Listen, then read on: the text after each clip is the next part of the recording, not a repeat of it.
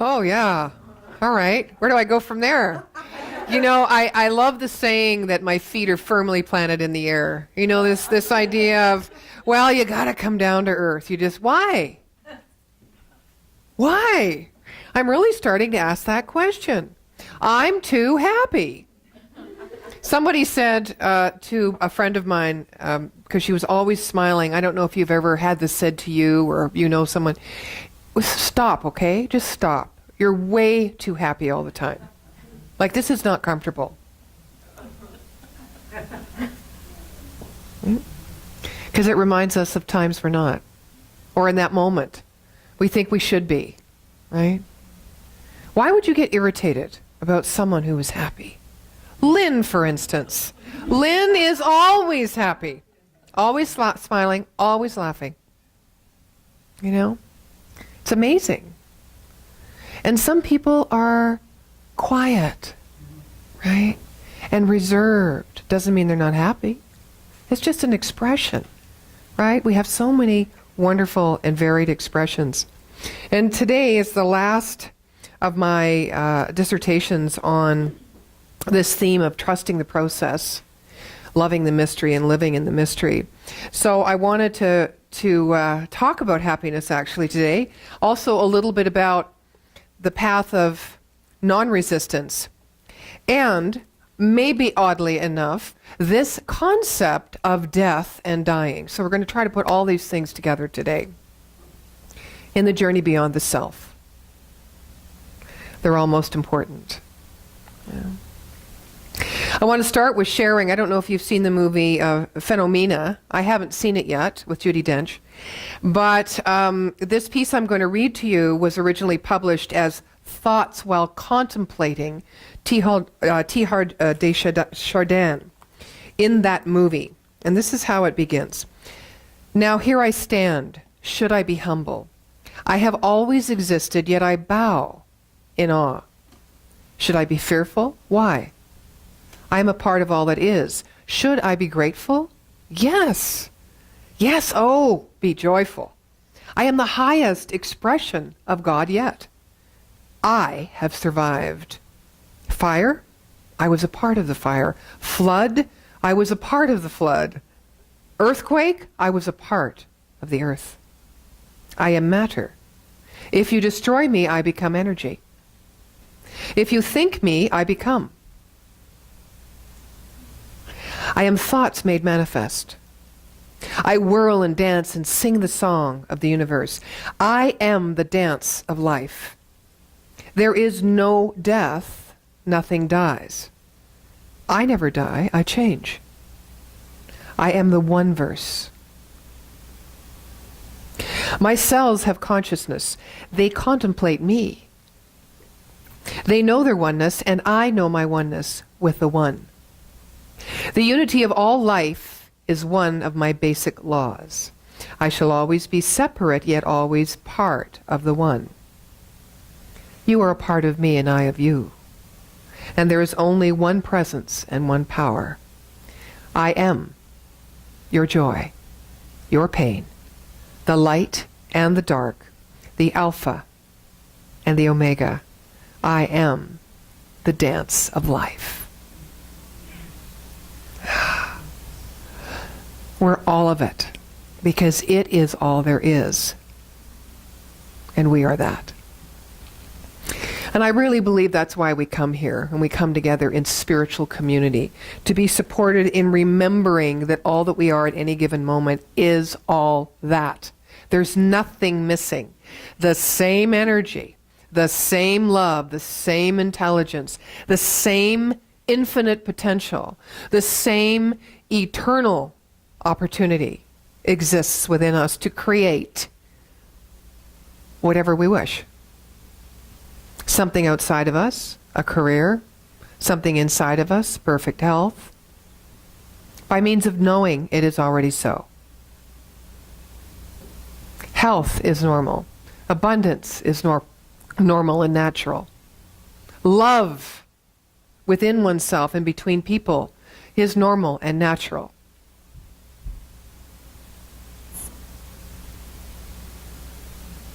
So Come to the edge of your own uncertainty and lean over. Here we go into the mystery that lives within us. Come to the edge of your own uncertainty and lean over. The highest spiritual path is life itself. It's nothing else. We're already there. Whew. A martial arts student went to his teacher and said earnestly, "I am devoted to studying your martial system. How long will it take me to master it?" The teacher's reply was casual. 10 years. Impatiently, the student answered, "But I want to master it faster than that. Look, I'll work very hard. I will practice every day, 10 or more hours a day if necessary. How long will it take then?" And the teacher thought for a moment and said very casually, 20 years. Why is that? Well, of course, it's because if all we're doing is working very hard to create something that has already been given, that already exists, we miss life. We miss life. And it is a conundrum, truly, to be focused on something enough to bring our attention towards our intention to help and to work in alignment with the law of growth, so we don't interrupt it. We just create this idea in mind, and then we follow in thought, word, and deed, and align ourselves in our own experience of this life in order to be in alignment with the spiritual law that knows exactly how to bring it about. Now, that is part of the metaphysical teaching, when you want to manifest or demonstrate something that is more of what you have, or something that's different from what you have. And it is a bit of a conundrum, because at the same time you have to let go all attachment. You don't worry about the how, and you have to be focused enough yet open enough at the same time to drink in life. Because the mystery that is within us, as it unfolds and becomes integrated, our humanity and our divinity become integrated. A lot of mystery, a lot of trusting the process, a lot of letting go needs to happen. So we have to focus. But what are we focusing on? Are we focusing on the thing? Or are we focusing on the potential of life moving through us, knowing that this intelligence takes this unformed substance and moves it into form through the direction and impress of our thought into the law of its being? Right? Are we focusing on that? Or are we focusing on the fact that this universal system is intelligent and is always working through us? And trusting. Yeah. Focusing on the thing or focusing on the trust? Right. I have found, as I've traveled on the spiritual path, which I'm sure a lot of you have, that as we focus on the trust and the knowing and the interplay of this beautiful mystery within us and allow ourselves to be present in the moment, we often not only release attachment to the way it needs to look, we forget what it was we were after in the first place, because we are so much more expanded in our experience of self and life, which is really why we went after that thing in the first place. Isn't it interesting how it works? So one of the highest techniques to practice this idea of moving beyond or journeying beyond the self is unconditional happiness. Now, unconditional is a word that you might have some energy around. You might have energy that says, I'm always striving for that, but I really don't know what it is, and it's impossible as a human being not to think conditionally. Well, perhaps that's true. I don't know what it is for you. That's true for me. I experience that. But even though I think conditionally, I know a deeper truth at the same time. And I build that foundation within me, so that if I have a preference, or I have a condition or a discernment as to who I'd like in my life, or who I do not wish in my life, or how I'd like to spend my time, or how I do not wish to spend my time, I can have that and own it and honor it. At the same time, know that at any given moment, with any breath, I can choose to move beyond that preference and that discernment. Am I a better person if I do that? No. It's just, I'm just a person with a different experience. So unconditional happiness. It's an interesting technique because you don't need to learn Sanskrit. You don't need to read scriptures. You don't need to renounce the world. You just have to make a commitment. Now, here's the interesting thing that I discovered as I was putting this talk together. You have to make a commitment to your own happiness.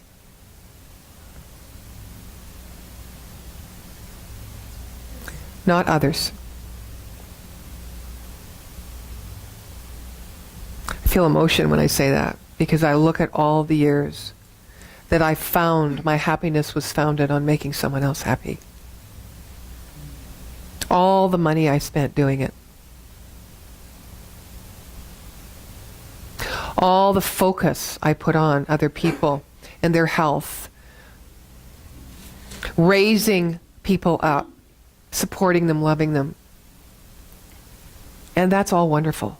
Absolutely. I mean, that's my penchant anyway. That's why I'm here on earth. But not at the exclusion of knowing what it is, of knowing what I need to make me happy, and then fulfilling that. Can you relate to that statement? Yeah. Unconditional happiness. My happiness then, therefore, is not conditional on someone else's happiness. So if they're miserable, I still get to be happy.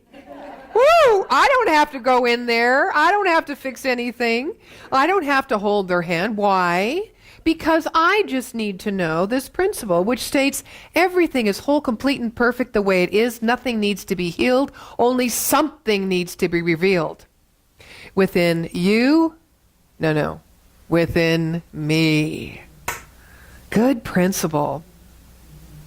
Unconditional happiness. So now that we understand that, and now we know how easy it is, I want to share that this choice to choose and be committed to your own unconditional personal happiness, to be committed to enjoy your life first and foremost beyond anything else, okay? Beyond anything else. Enjoy your life. All the rest will follow. This choice will teach us every single thing there is to learn about ourselves, about others, about the nature of life, about the nature of being. It will teach us about our mind, our heart, and our will. Many say that if you keep your heart open, you will remain happy. Let's think about that for a moment. Have there been times, I know, where you've closed your heart off to keep happy? Or is it just to keep safe? Or is it just to keep comfortable in the belief that you might have about life does it to you and can hurt you, as people can? Why do we close our hearts when we ourselves are the nature of life itself, which is always self-giving? Life always moves forward, pours itself fully into whatever mold it's given. So as we close our heart, we shut down the mold. Okay. So I think the invitation would be, in a moment where your heart might be closed, is just to examine what you believe the benefit of being closed would be. I know things happen in life in which we feel the tendency to close off from the world. However, we always have the choice to go with it, of course, or to let it go. Now, the mind will tell us it's not reasonable to stay open when things happen. But we have limited time left.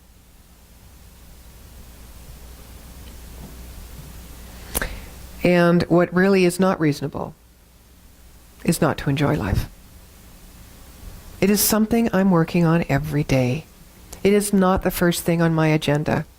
It is the last thing on my agenda. And I started to think, when am I happy? Well, I've already said I'm happy when I'm giving to others, supporting others. I'm happy when I'm in my passion. But my passion is often connected to my purpose in life, which is helping others. My work in the world, the way I walk in the world. My passion is learning about me and exploring me. I never think about just enjoying life. How many here, I need to know this for me, how many here think about enjoying life a lot? Okay, you guys come up here and I'm going down there. That is awesome. Good for you. Good for you. That's why we're all teachers and students, eh? Ah. Okay, fair enough. Fair enough. Can you relate to the premise that you were once a blank slate? I'm sure you can. When you arrived, you've actually been living in the mystery, you know. As you've evolved and matured, you've always lived in the mystery, and you've always stepped into the unknown. Always. If you go back in your mind to your earliest memories, can you see how you got to where you are today? Was exactly the willingness to step into the unknown. Now, there are some things in our lives where we're not willing to make that step into the unknown. And if we think too much about it, chances are we'll never make that step. How many times have you ended up doing something or being somewhere and you said to yourself or someone else, or this little thought ran through your mind that said, if I'd only known it was going to be like this, I never would have said yes. Right? The rational mind would never have gone there. Thank God we don't always listen to ourselves. However, we listen to ourselves way too much. Right? There's this image that we have, and the image that we have creates this cage, I will say, imaginary cage, a mental cage that we live within. And every time we come up to something that asks us to come to the edge or step into the unknown, especially when it touches into something that is so deeply ingrained, a belief about ourselves, resistance is what happens, and tension appears. We think we resist that thing, that idea, that job, that person, the energy in the room, right? Or the energy of the person. We think it's because of that. Well, in mental science, we always talk about first cause and second cause, secondary cause. This would be this thing, this person, this idea comes from something deeper within us that caused it.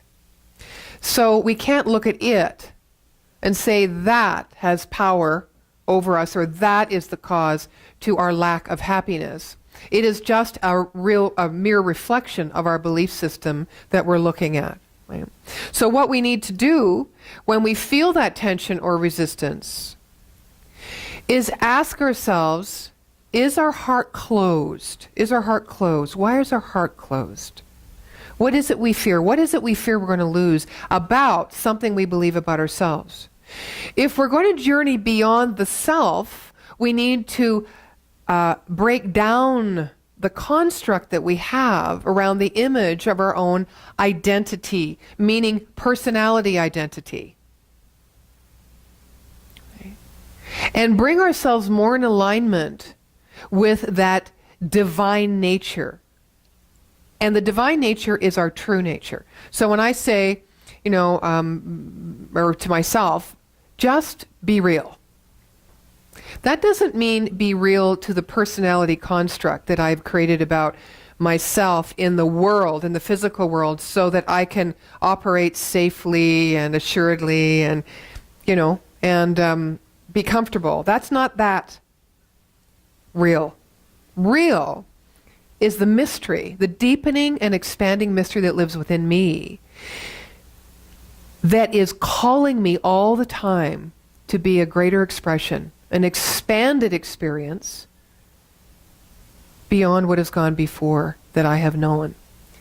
When I say to myself, Nadine, be real, that's what I mean. Sometimes when I say be real, it means don't lie. Don't have this on your face and be saying wonderful things to somebody when inside you're going, oh, I just can't wait to get out of here. Sometimes that's what be real means. But in the spiritual teaching, be real means being one with your true nature, your divine nature. The spiritual path of non-resistance, when we're not pushing against life or pulling it towards us, we're not creating any resistance. So what does that leave us? If we're not pushing against it or pulling it towards us, and we can push against past, we can push against future because of fear, or we can pull it to us because of fear or need or want or desire, or perhaps disbelief that this is all there is. I want more. Yes, I want more. So if we're not doing either of those two things with our energy, where does it leave our energy? Right here in this present moment. When we're not resisting, we have an opportunity to be present. When we are present, we get the connection between Almighty God, the infinite, all-knowing possibility, this mystery.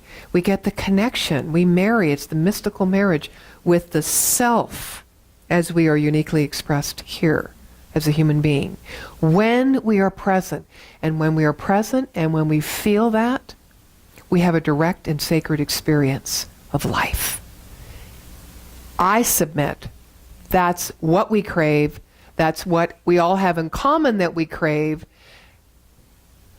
And that is what being one with God means.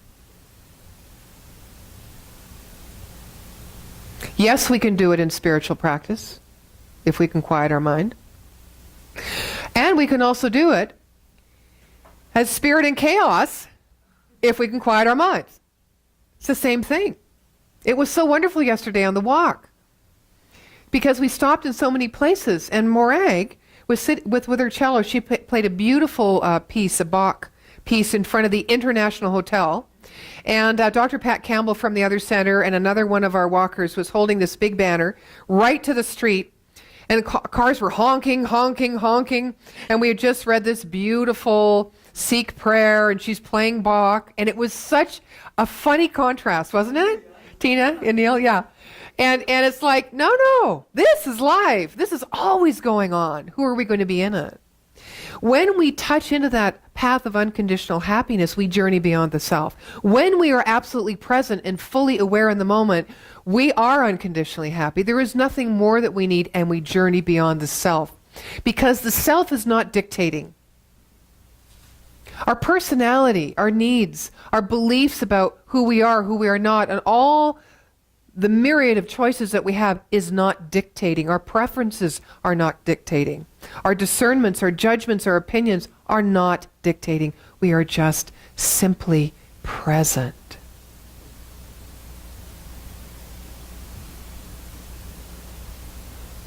Where else can happiness be more deeply felt or known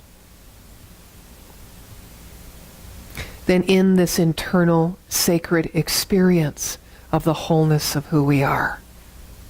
I don't know. I've made up a lot of stories about it, but I do not know. That is it. It is it for me. There's a story of a yogi who said that every moment of his life he felt as though a sword were suspended above his head by a spider web. He lived his life with the awareness that he was that close to death. Each of us is that close to death. I was writing part of this talk on the plane coming back from Kelowna. And I was thinking, someone was sitting in my seat, and that was their last moment. Now, death really, you might think it's a morbid idea, but really it is a celebratory idea because we don't die. We just change, as was said in the former reading. We just move and morph. We just let go of form, and the energy continues.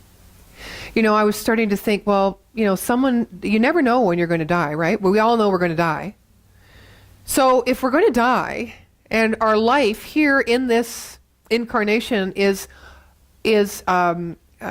temporal, we don't need to choose necessarily a different way to live, but I would suggest that we might look at choosing a different way to be in whatever we're doing. Ergo, be present. If someone came to me and said, you have 1 week. I know you've all thought about this. You have 1 week. Well, when this was asked, and our answers change, don't they? 20 years ago, I would have said, oh my God, I'm going to think of all the things I've always wanted to do, never did, and I'm going to do them all in a week. Wow, really? When I was thinking about it on the plane a couple of nights ago, I thought, no, I wouldn't change a thing. I wouldn't change a thing. The only thing that I want in life is to know, as my dear friend Bill Sabek said, to know the love I am. I want to know it inside. I want it reflected and radiated. I want it vibrating within my being. I want to feel the wholeness. I want to feel the light. I want to feel the pain. I want to feel everything. And be centered. I want to just accept and not fight. I want to flow. I want to flow with the energy of this universe, knowing that I am that. This idea that we need to belong as the first need. I think we go through life trying to find that sense of belonging. And if I can have that, if I can create that, which I can, there's a yes and a yes to that, then I'm there. And death only says to me, okay, so now you get to move enjoy life to the top of the list. Because I've already achieved everything. In the knowing of universal belonging and the true nature of me, if I've already touched into it and I can create that moment any time, and I can constantly repeat it, and I can constantly remember it, and I can constantly be that, that is it. Unconditional happiness. So letting go of ourselves, the struggle, the idea, the need, etc., so on, is the simplest way also to get closer to others. Again, it was beautiful on the walk. We had a Native American Indian lady, Shirley. We had some people from different culture and certainly different religious tradition on the walk yesterday. And I asked periodically for them to lead the prayers. And I was filled with tears.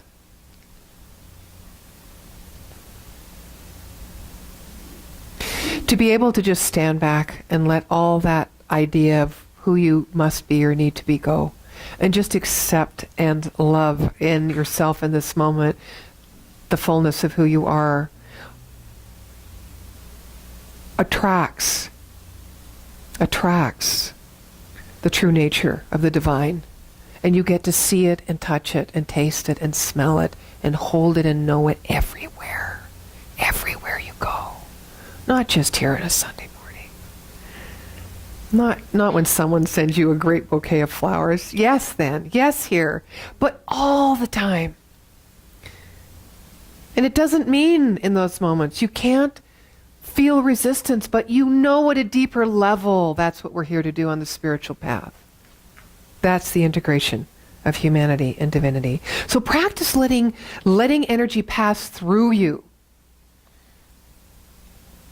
When you see something on the internet or on the TV or read it in the paper, so much going on in the world. You don't need to protect yourself from that. Just let it pass through you. It is life moving as it needs to move in that moment based on the energies that have come together to create it. I know you've heard it one too many times, but who are you going to be in it? If you take all that energy in, then you block the openness and the flow of life through. Simple quantum mechanics. That's the choice.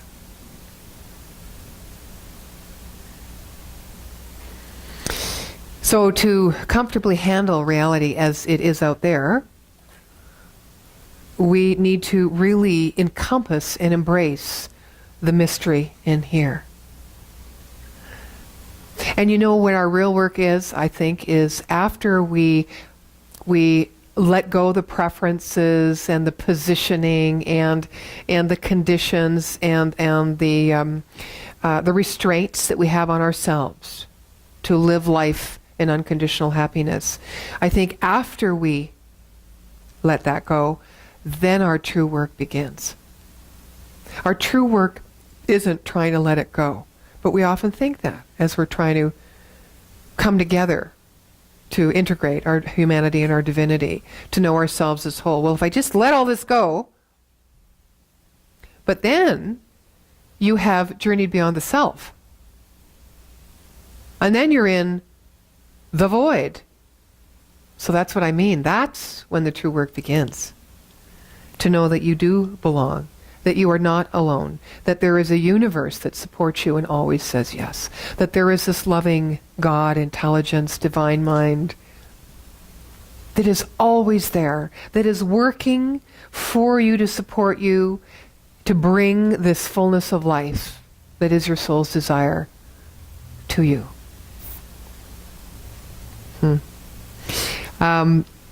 When I was at the conference in Florida, one of my colleagues who does a lot of grief work, she said, we were talking about this and that. Oh, I think we're talking about my mom. And I'm preparing, trying to be unconditionally happy and grieve at the same time. You know, it's good. It's a good exercise for sure. But my mother is of the generation that doesn't, she's kind of close to the chest, and she doesn't talk too much about her emotion and how she feels about anything. And I would really like her to know that I'm there to advocate for her and to support her in the way she would like things as her life winds down. And my friend had a deck of cards, and she actually sent it to me in the mail. It's called Go Wish. Remember fish? Go fish. Go Wish. And what you do is you take all these cards, and then you make 3 piles. The things that are really important to you when you're close to your transition, the things that somewhat matter, and the things that don't matter at all. Right? So you divide them up, and then you put these other 2 piles over here, and you take this one. And this one's usually really big. Yeah, this one's, this is important. Yeah, that's this. Oh yeah, no, I need a nurse that understands my needs. Oh yeah, I need this, I need that. All my friends around me. So then the idea is that you take that pile and you whittle it down to 10. And then you take the 10 and you prioritize them. It's hard. And then all of a sudden, it's like the sky opens up and you go, wait a minute. Do I need human touch? Do I need all my friends around me? Do I really need everyone to be in accordance with my wishes? Everything I need is right here as I move. And this is the time. This is a sweet time as you move through the veil. Wow. I mean, I don't need to have in that pile, I don't want to be in pain. That was always my big thing. I don't care. I can die whenever. You know, I don't care. I don't even care how. I just don't want to be in pain. You might have said that to yourself. But what is pain? It's just another feeling. And of course there are drugs, so the logical conclusion is you won't be in pain. Right? So what's left? I got all my cards out of the pile. I had nothing left. I was shocked. But what I really saw through that exercise was that the idea of losing something if I don't do something while I'm alive, that anxiety that has kept me motivated and energized for a lot of years of my life to get this or achieve this or to at least do this or make a difference or leave a legacy or be of value in someone's life, it all disappeared as I was playing with those little pieces of paper. And I realized that it's, you get to live because of death. You get to live because of death. And it ceased to be this morbid, scary thing. Because if I can be unconditionally now and live in the present moment and not resist life, then by the time I'm moving towards the transition out of body and into eternal energy, soul energy, I obviously will not be resisting that either. It will just be one more experience that I am graced to be able to be present in. No loss, just life. No loss, just life. So, today I am putting enjoying life at the top of my list. And I know that as I do that, I get to journey beyond all the resistances, all the beliefs in my subconscious mind that have held me back from that.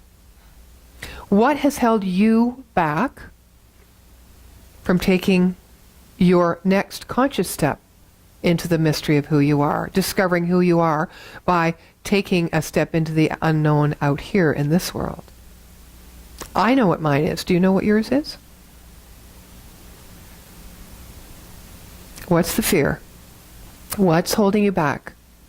You don't need to dig and analyze the fear. You just need to set it aside and start deconstructing this self that you've built that has kept you separate and kept you in pain and suffering from your separateness of allowing the flow of life, of joy, the nature of the divine to move through you. To go, hey, hi, it's been a while. Nice to meet you again. And so it is. So it is.